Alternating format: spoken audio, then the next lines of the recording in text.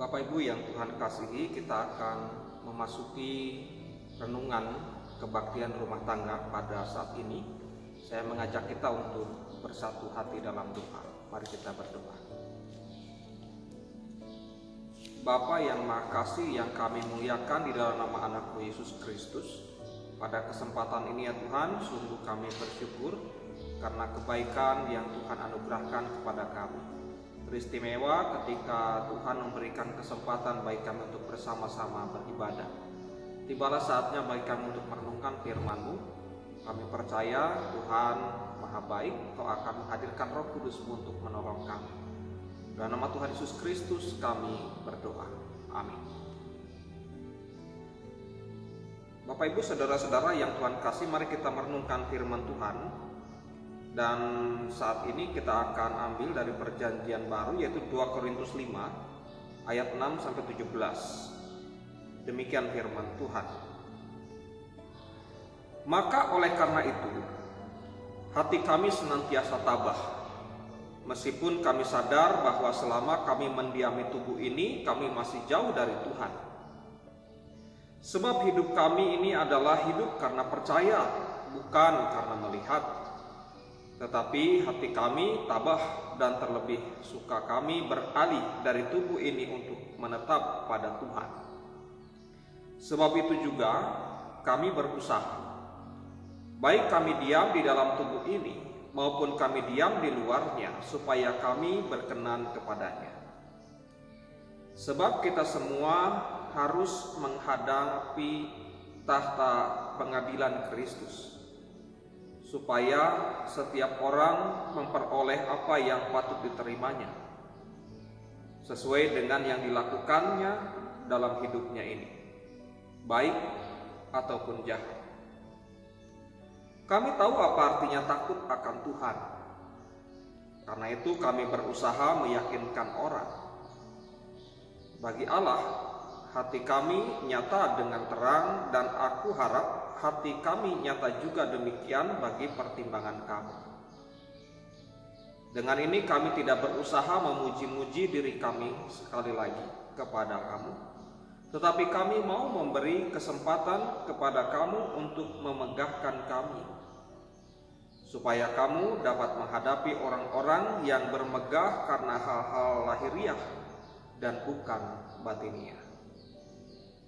Sebab jika kami tidak menguasai diri, hal itu adalah dalam pelayanan Allah. Dan jika kami menguasai diri, hal itu adalah untuk kepentingan kami. Sebab kasih Kristus yang menguasai kami, karena kami telah mengerti bahwa jika satu orang sudah mati untuk semua orang, maka mereka semua sudah mati. Dan Kristus telah mati untuk semua orang, supaya mereka yang hidup tidak lagi hidup untuk dirinya sendiri, tetapi untuk Dia yang telah mati dan telah dibangkitkan untuk mereka. Sebab itu kami tidak lagi menilai seseorang, juga pun menurut ukuran manusia. Dan jika kami pernah menilai Kristus menurut ukuran manusia, sekarang kami tidak lagi menilainya demikian. Jadi, siapa yang ada di dalam Kristus, ia adalah ciptaan baru. Yang lama sudah berlalu, sesungguhnya yang baru sudah datang. Demikianlah Bapak Ibu saudara-saudara firman yang kita dengar bersama. Berbahagialah setiap orang yang mendengarkan firman Tuhan, memelihara dan melakukan dalam hidupnya. Bapak Ibu saudara-saudara yang Tuhan kasih, kita akan merenungkan firman Tuhan pada saat ini dengan tema menghadapi situasi yang sulit. Saudara-saudara, tidak mudah untuk melihat penderitaan dengan harapan. Ada ungkapan, habis gelap terbitlah terang. Lebih mudah bagi kita membayangkan penderitaan dengan gambaran habis hujan, banjir melanda. Artinya saudara-saudara, kesulitan yang akan kita muncul itu tidak pernah kita bayangkan kapan akan ada ujungnya. Paulus bukan sekedar melihat sisi buruk dari sebuah peristiwa, tapi dia mencoba melihat dari sisi positifnya. Makanya kalau kita lihat di sini yang diungkapkan oleh Rasul Paulus, meskipun tubuhnya lemah karena penderitaan yang harus dia alami, tetapi rohaninya diperbaharui. Rohaninya kuat oleh karena kuasa Allah dalam ayat yang ke-16. Jadi pertanyaan saudara-saudara, sebenarnya masalah apa yang mendera Rasul Paulus? Yaitu yang mendera Rasul Paulus adalah masalah kepemimpinan. Pada waktu itu saudara-saudara ada penilaian atas Rasul Paulus sebagai pemimpin untuk masa lalunya, sehingga bisa mencemarkan nama baik Rasul Paulus di masa sekarang. Dan ia meluruskan, boleh dikatakan ia membersihkan namanya sambil tetap memberitakan Injil yang benar kepada banyak orang. Bapak Ibu saudara-saudara yang Tuhan kasih, Rasul Paulus melanjutkan penjelasannya dengan menunjukkan alasan-alasan mengapa ia dan teman-teman sepelayanannya tak kehabisan daya menghadapi penderitaan mereka. Mengapa demikian?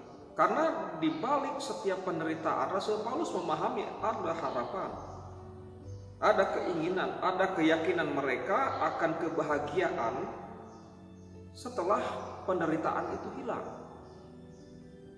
atau lebih tepatnya setelah kematian.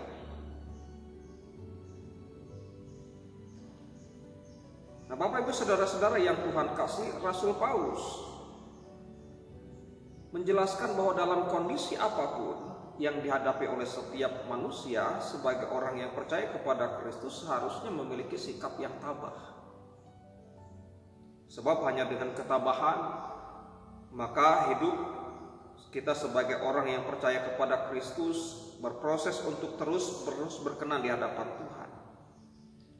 Ketabahan membuat Paulus tidak terjebak kepada emosi yang sesaat saja, yang meluap-luap, tetapi justru dengan sikap tabah yang dia munculkan dalam dirinya telah membawa dia menjadi pribadi yang bijaksana.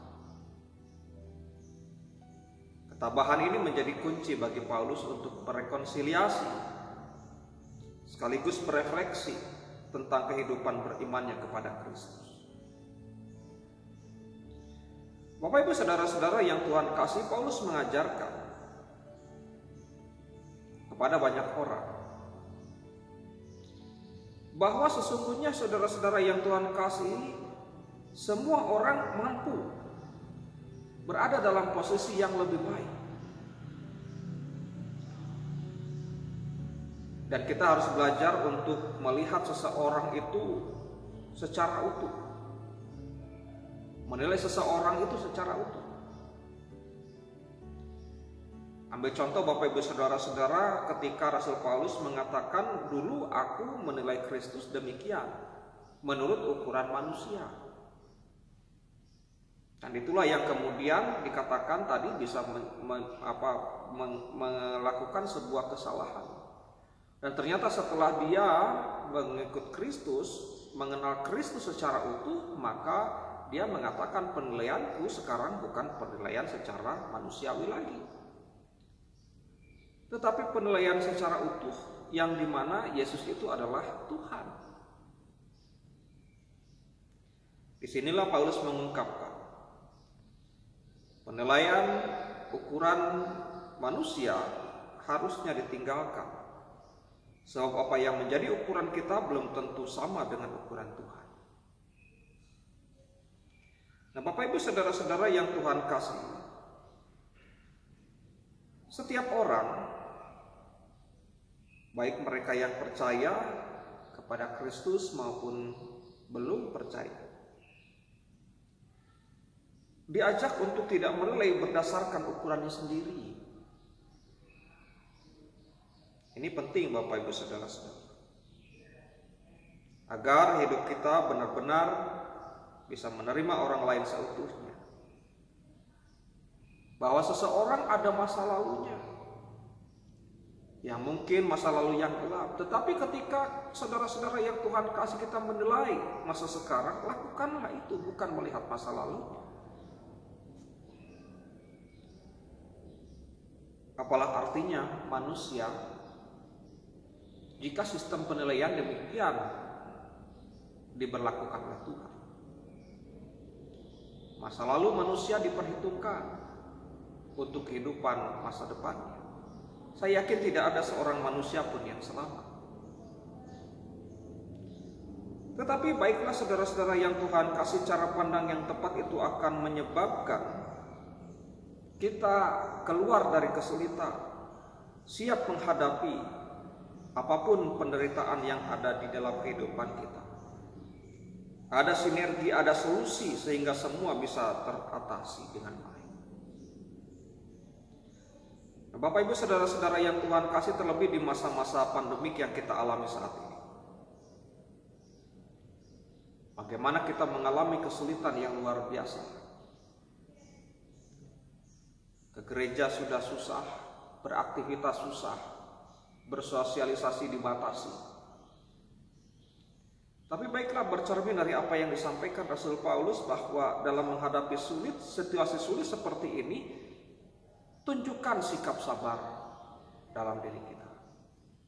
Kesabaran itulah yang akan menolong kita untuk bisa memahami kehendak Tuhan bagi kita. Tuhan memberkati saudara. Amin.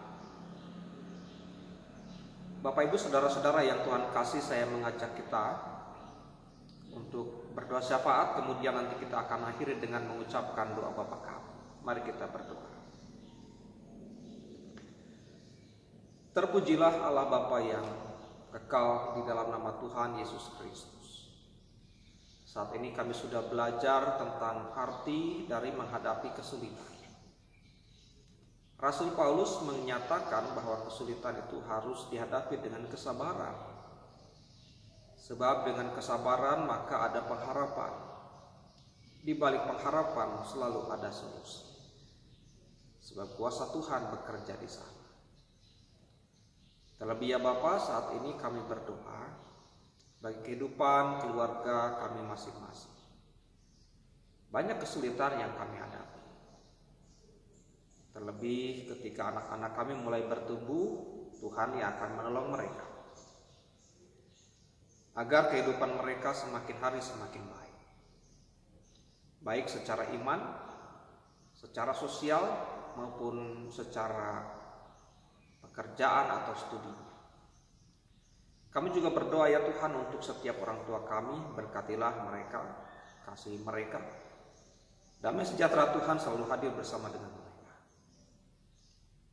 Tak lupa kami berdoa untuk pergumulan kehidupan kami sehari-hari. Mari Tuhan datang, jenguk kami, tolong kami, bantu kami untuk mengatasi segala persoalan kehidupan kami. Mulai dari persoalan kesehatan, ekonomi, atau apapun yang menjadi pergumulan ini, bantulah kami ya Bapa, jangan tinggalkan kami sendiri menghadapinya. Bapa dalam surga, kami juga berdoa untuk persekutuan indah yang Tuhan boleh bangun di gereja Kristen Pasundan Ujung Berung. Tuhan berkati kami agar semakin hari kami semakin bergiat di dalam ibadah bersama-sama. Meskipun kadang-kadang harus kami hadapi ibadah itu bersama-sama dalam keluarga, Tuhan yang akan menolong kami. Dan untuk bangsa dan negara yang kami cintai juga di masa pandemik ini, Tuhan yang akan membantu para pemimpin bangsa, khususnya dalam melaksanakan vaksinasi. Bila Tuhan tolong tim medis yang melaksanakan agar mereka tetap sehat, dan juga kami sebagai rakyat bisa mendapatkan vaksinasi. Bapa dalam surga, sebentar kami akan kembali ke tengah-tengah kehidupan kami. Tuhan berkati kami, berikan segala keberhasilan dari setiap usaha kami. Segenap doa ini kami sampaikan dalam nama yang kudus Tuhan kami Yesus Kristus. Tuhan dan Juru Selamat kami hidup yang telah mengajarkan doa Bapa kami seperti demikian. Bapa kami yang di surga, dikuduskan nama-Mu. Datanglah kerajaan-Mu, jadilah kehendak-Mu di bumi seperti di surga. Berikanlah kami pada hari ini makan kami secukupnya. Dan ampunilah kami akan segala kesalahan kami, seperti kami juga telah mengampuni orang yang bersalah kepada kami. Dan janganlah bawa kami ke dalam pencobaan, tapi lepaskanlah kami dari yang jahat. Karena Engkau punya kerajaan dan kuasa dan kemuliaan sampai selama-lamanya. Amin.